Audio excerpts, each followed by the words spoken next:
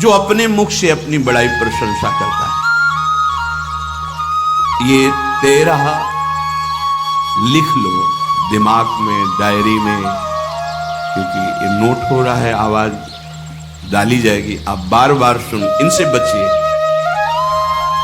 अपनी बड़ाई, अपनी प्रशंसा कभी अपने मुख से नहीं करना, नहीं तो आपके पुण्य नष्ट हो जाएंगे, बुद्धि भ्रष्ट माने गिर जाएगी। अगर परमार्थ में चल रहे तो भी, और व्यवहार में तो पुण्य नष्ट हो ही जाएंगे। बुद्धि गिरी हुई तभी ऐसी बात होती है। और ये दोष बहुतायत है, ये बहुत प्रभावशाली है, अपनी बड़ाई मारना। इसको देख लो, पकड़ो, सत्संग है। अपने मुख से कभी अपनी बड़ाई ना करना।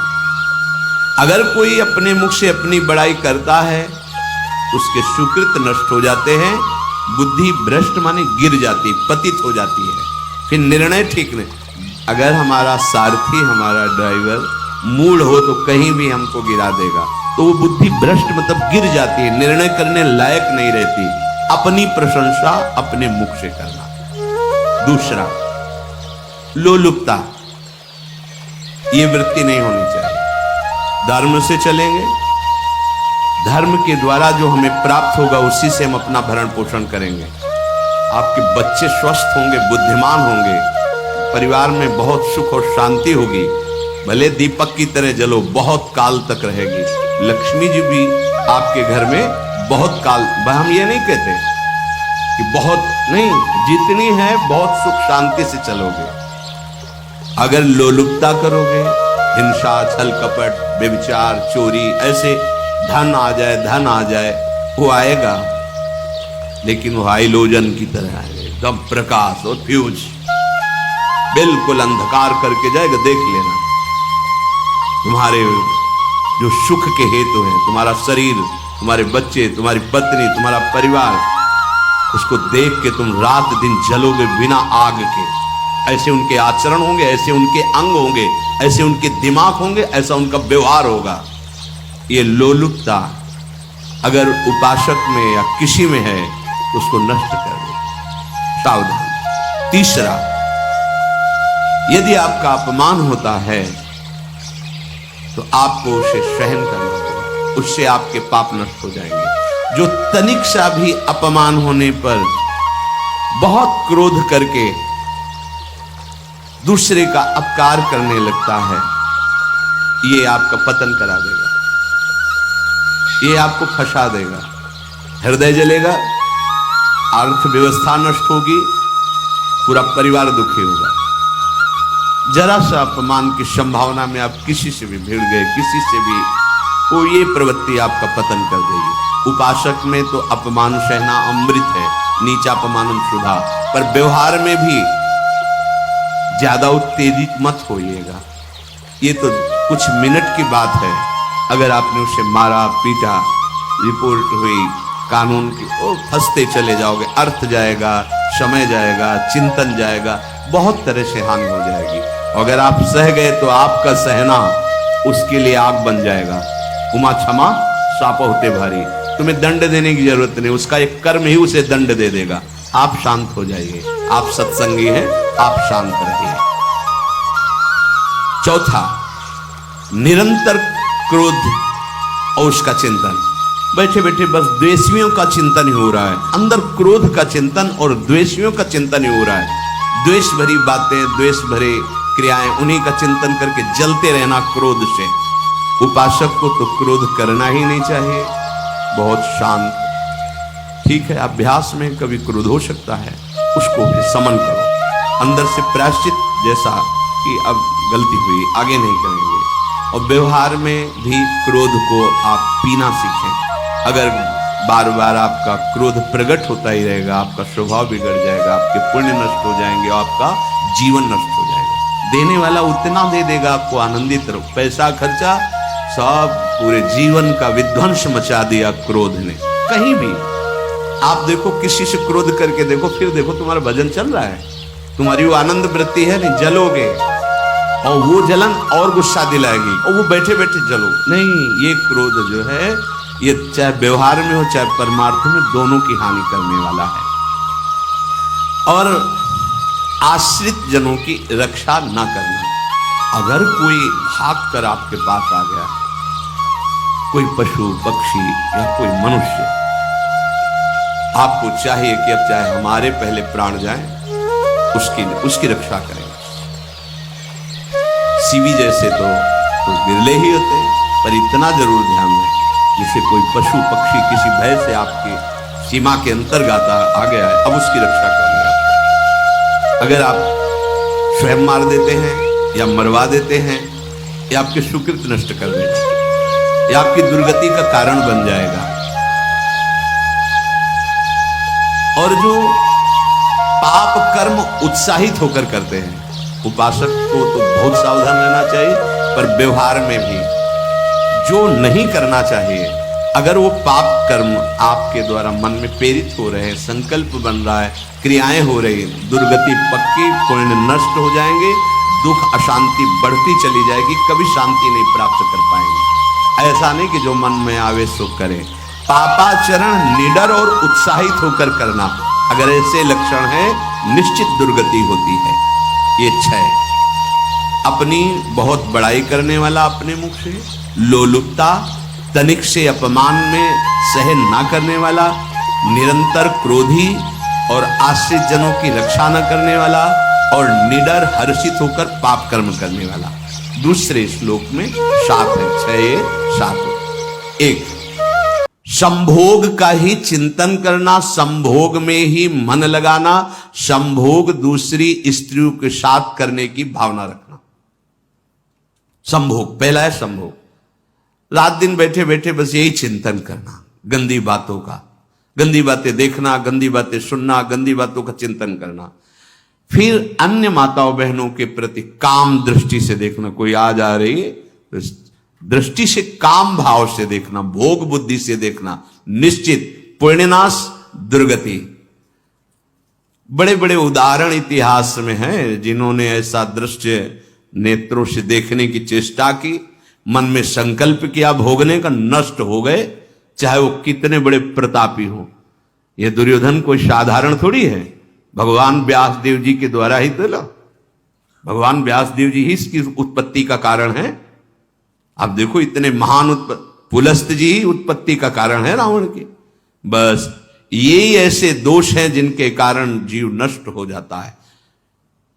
ठीक है, धर्मयुक्त काम भगवान ने आदेश किया है, आपका पाणिक ग्रहण संस्कार हो गया है, संतानोत्पत्ति की भावना से कुछ पवित्र तिथियों का त्याग करते हुए चर्चा में हुई है।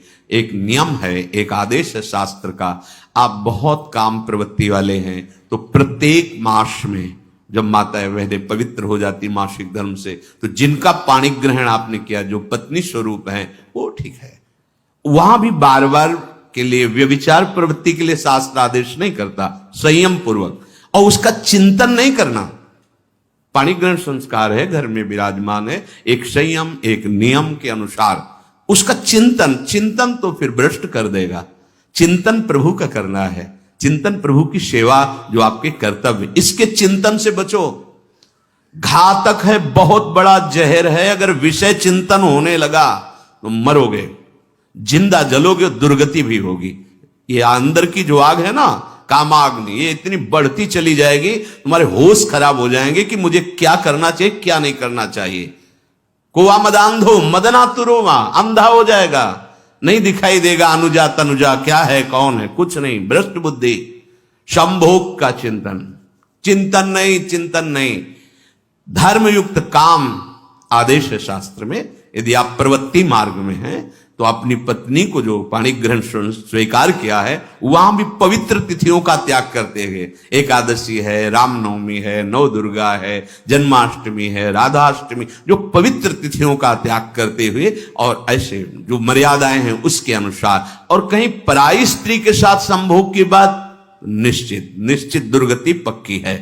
ऐसे ही माताओं के लिए है, स्त्री शरीर के लिए है। यदि वो ऐसी गलत चेष्टा, तो पतिवंचक परपति रति करही, रौरव नरक कल्पसत परही। ये भोग चिंतन से बचने की चेष्टा कीजिए तो क्रिया से अपने आप बच जाएंगे। क्रिया के पहले चिंतन होता है, चिंतन से ही क्रिया का आवेश आता है।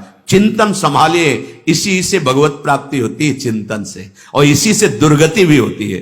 अनन्यस चिंतयन्तु माम, भगवान चिंतन कह रहे मेरा करो, कर्तव्य कर्म मेरे को समर्पित करो। अब जब चिंतन संभोग का होगा तो बुद्धि भ्रष्ट हो जाएगी। ये जो राक्षसी प्रवृत्तियां सुनने को मिलती है ना कि ऐसा हुआ ऐसा हुआ, वो देखा सुना और चिंतन किए, अब इतनी राक्षसी वृत्ति आ गई कि बस अब उनमें और राक्षसों में कोई अंतर नहीं रह गया। दूसरा, विषमता रखने वाला, सबके साथ बर्ताव ऐसा कि मैं बहुत श्रेष्ठ हूं और दूसरे सब नहीं, ऐसा व्यवहार नहीं। सब भगवत स्वरूप है, समान व्यवहार। जैसे आपके भोजन है तो जो आप पा रहे हो वही सबको दीजिए, बैठने की व्यवस्था, उठने की व्यवस्था, क्रम बाई क्रम, पर उसको भी नीच भाव से मत देखिए। उस कोटि का उसको प्यार दीजिए, दुलार दीजिए, सम्मान दीजिए। इतनी विषमता ना फैलाते रहे अपने जीवन में कि आप सबके निंदा के पात्र बन जाए। विषमता नहीं, सबको प्यार। हाँ ठीक है, पुत्र का अलग प्यार है, भाई का अलग प्यार है, पिता का अलग प्यार है, पर हमारा व्यवहार प्रीति युक्त होना चाहिए, विषमता भरा नहीं होना चाहिए। अगर हमारे चित्त में विषमता ही रही तो संसार है, प्रभु नहीं है। जीत विषम संसार कीर्ति जग बिस्तर है। जो विषमता पर विजय प्राप्त कर लेता है वही भगवत प्राप्ति का अधिकारी। ये विषमता बहुत बड़ी हानि है। तीसरी बात, अत्यंत मानी होना। जहां आपके प्राण कमजोर होंगे, पुण्य नष्ट होगा, आयुश्री सब नष्ट होना है, ऐसे आचरण करवाएगा गुरुजनों के साथ, महापुरुषों के साथ। ये बहुत नीच प्रवृत्ति है। अत्यंत मान प्रियता, मुझे सम्मान मिले, उत्तम प्रवृत्ति है। सबको मान देना, स्वयं अमानी रहना। चौथा, दान देने की बात कह के मुकर जाना या दान देकर पश्चाताप करना। दे दिया है, बहुत जल रहे हो, दूसरे से वार्ता कर रहे हो कि पता नहीं क्या यार बुद्धि में हो गया, हमने उसको इतना कहा था, उतना दे दिया, क्यों दे दिया, ऐसा ऐसा, मतलब अंदर चिंतन करना, क्यों दे दिया तो दिया। इसके बाद जो आपका जलन हो रही, पश्चाताप, सुकृत नष्ट हो रहे हैं। दान देकर पश्चाताप करना या दान देने की बात कह के मुकर जाना।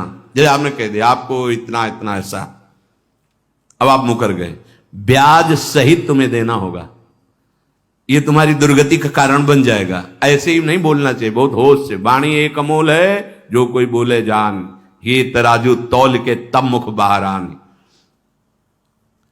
पांचवा, अत्यंत कृपण होना। ना परिवार को सुखी कर पा रहा, ना अपने को सुखी कर पा रहा है। एक एक सिक्का बैंक में जो मर गया। धन की वास्तविक गति यही है कि अपने परिवार को खूब उसकी अनुकूलता प्रदान करो, उसमें से कुछ हिस्सा किसी ऐसे को जिससे तुम्हें बदले में कुछ लेने की भावना ना हो। कोई साधु महात्मा, गाय, पशु, पक्षी, किसी भी जीव बीमार है शरीरधारी, उसके जिससे कुछ कभी लेने की भावना ना हो, एहसान की भावना ना हो। सो धन धन्य प्रथम गति जाकी, धन्य हो गया उसका धन। अब वो कृपण का धन किसी काम में ना स्वसुख, ना परिवार के सुख, ना धर्म कार्यों में, व्यर्थ जीवन चला गया। उसी धन का चिंतन करना, उसी का संग्रह करना और उसी की रक्षा करते करते शरीर छोड़ देना, तो चिंतन बिगड़ गया। तो कह रहे हैं जो कृपणता है और अर्थ और काम की प्रशंसा, उसी की चर्चा, उसी का चिंतन, रुपया और भोग, उसी की चर्चा कर। जहां बैठे रुपया की चर्चा, भोग की चर्चा, जहां एकांत में बैठे उसी का चिंतन, कैसे रुपया बढ़े, कैसे भोग मिले। और अगर अवसर मिला तो रुपया अधर्म से आवे चाहे धर्म से, उसको इसकी कोई परवाह नहीं। भोग चाहे धर्म से हो चाहे अधर्म से, जिसका अर्थ और काम भोग ही चिंतन है वो धर्म नहीं। जिसका धर्म चिंतन का विषय है तो अर्थ और काम भी ऐसा होगा जो मोक्ष प्रदान करने वाला हो। धर्म, अर्थ, काम, मोक्ष। और जो बालक, स्त्री, पागल, असहाय, जो इनकी रक्षा न करके इनकी हानि करता है, दुर्गति निश्चित है। माना आपकी पत्नी है, उसका स्वभाव बिगड़ा हुआ है, क्रोधी है, कटु वचन बोल, लेकिन आपके ही प्रारब्ध के लिए, माना आपका पति ऐसा स्वभाव वाला है, पर आपके ही प्रारब्ध से तो संयोग बना है आकर, अब इसका निर्वाह कर ले जाओ तो पवित्र हो जाओगे दोनों। और अगर झगड़ा और लड़ाई और मारपीट और कहीं हिंसादि के रूप में उतर गए तो फिर और करनी बिगड़ गई। बालक है, आप उसको ज्ञान नहीं कि आप पवित्र है, क्या आप पवित्र है, उसको ज्ञान नहीं कि आप उसके साथ व्यवहार अच्छा कर रहे हैं कि बुरा कर रहे हैं। रक्षा करनी है आपको, शोषण नहीं करना। कह रहे हैं स्त्री, बालक और पागल, जिसे विक्षिप्त है, पागल है, आपको रक्षा करनी है। बन जाए तो उसको भोजन, ऐसा नहीं कि ईंट मारो, उसको अपमानित करो, उसकी बुद्धि खराब है, प्रारब्धवशात खराब हो गई है।